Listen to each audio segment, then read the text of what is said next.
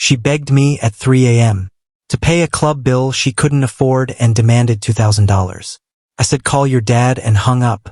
The following morning, I woke up to a call from the police about her arrest. I'm 30, and I've been engaged to Tiffany, 27, for 8 months. We never moved in together because I wanted to be sure we were actually compatible before signing any lease. Thankfully, that turned out to be a smart decision. She lives with 2 roommates in an apartment around 20 minutes from me, and even that living arrangement tells you more than she ever admitted. Tiffany grew up with money, but her parents cut her off 2 years ago for reasons she never clearly explained. She always claimed they were controlling and didn't respect her independence. Meanwhile, she works at a marketing firm making maybe $40,000 a year but spends like someone earning triple that amount. Designer bags, high-end dinners, perfect outfits, you name it. We'd been arguing about money for months because she believed it was my job to pay for everything simply because I was the man. I work in commercial HVAC. I make solid money, but I am not a walking bank account for someone else's lifestyle. Things became worse when her friends got involved. For women from college who all married wealthy men. They spent their days shopping, drinking expensive wine, and showing off their glamorous lives online. They constantly pushed Tiffany to keep up with their lifestyle even though she couldn't afford it. Whenever she fell behind financially, they would mock her for having a budget life and having to work full-time. I told Tiffany many times that they weren't real friends, but she listened more to their approval than to my concern.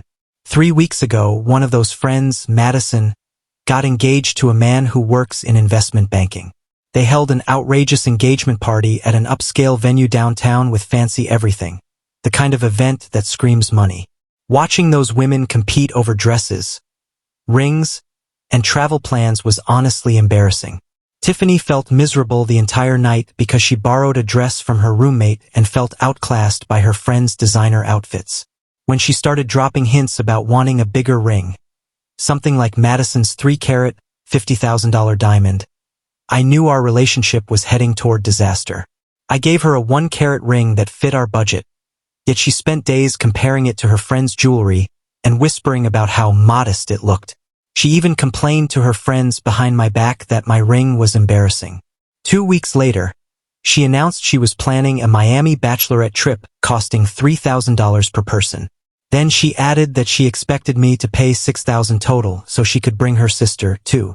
That was the moment I finally drew a hard line. I told her absolutely not, and that she could either pay for the trip herself or stay home. She exploded, accusing me of being controlling, saying I was making her look poor, and insisting that a supportive man would want his fiancée to have fun. After a huge fight, she stormed out and stayed at her friend Charlotte's place for 3 days. When she returned, she claimed her dad had agreed to pay for the trip. I didn't believe her, but she insisted, so I let it go.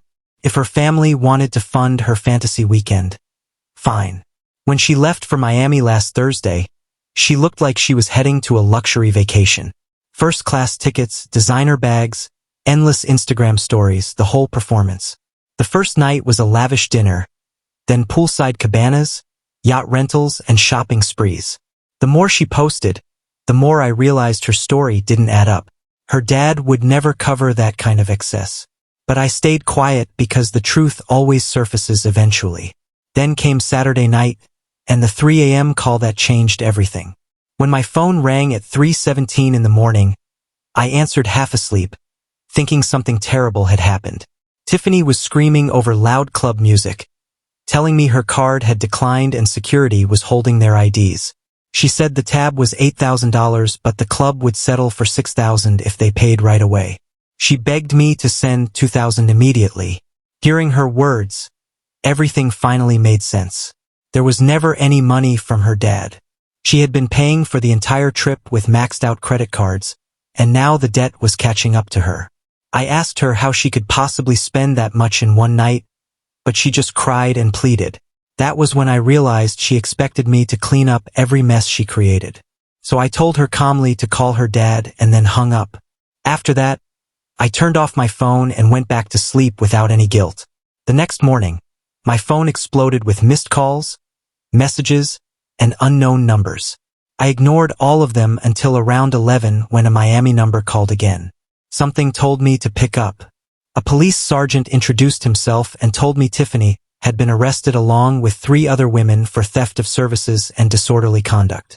Apparently, when their payment failed at the club, she became belligerent with officers and ended up spending the night in jail. The sergeant asked if I wanted to post her bail, which was $1,000. He also mentioned the club still expected restitution for the $8,000 bill. I took a deep breath and told him politely that I would not be paying anything. Tiffany's family and friends would have to handle it. The officer sounded surprised, but I stayed firm. She made those choices. She could deal with the consequences. What followed was chaos.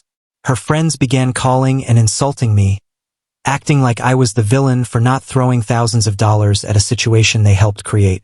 They accused me of abandoning my fiancée and ruining her social life. I replied to each of them with the same line. If they were such supportive friends, they could pool their rich husband money and help her out themselves. Not one of them stepped up. They just wanted someone else to pay for their reckless night. Then Tiffany's father called me directly. He was already on his way to Miami and wanted to discuss my behavior. He demanded to know how I could leave his daughter sitting in jail. I pointed out that she had lied about him paying for the trip and had been racking up debt behind everyone's back. After a long silence, he admitted they hadn't given her money in years because she burned through her trust fund in 6 months. Then he told me something that made my stomach drop. Tiffany already owed around $40,000 on credit cards before the trip. Miami added another $15,000 to $20,000.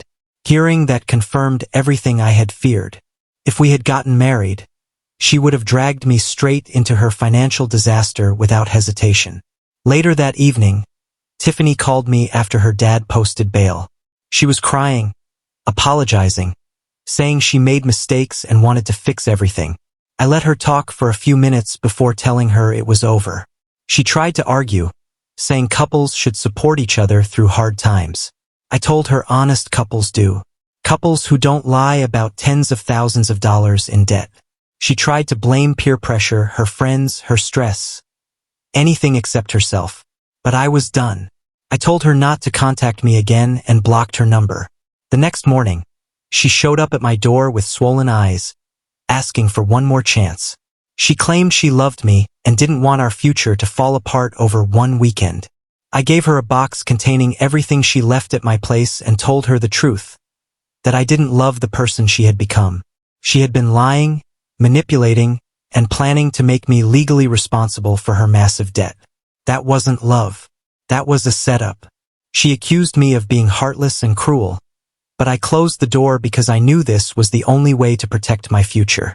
In the days after the breakup, the whole situation blew up even more. Tiffany tried contacting me through friends. Her friends continued harassing me, calling me evil and immature. But then her roommate reached out and told me the full story. Tiffany actually owed around $70,000 when you included all her hidden credit cards and the Miami charges. Her dad hired a lawyer to negotiate the club bill, but she still owed around $12,000 just for that weekend. She lost her job because she took off 3 days without notice after returning from Miami. Eventually, she had to move back in with her parents because she couldn't afford rent. My family supported my decision completely. Even her family was split, half angry at me, half relieved that I wouldn't be pulled into her financial disaster. I started focusing on myself again, my career, my future. I even began looking into buying a house since I no longer needed to worry about someone else's debts destroying my plans. 3 months earlier, I thought I was planning a wedding. Now I was planning a life where I could actually breathe again. Sometimes the worst thing that happens to you turns out to be the best thing for your future. And walking away from Tiffany was the clearest, smartest decision I ever made.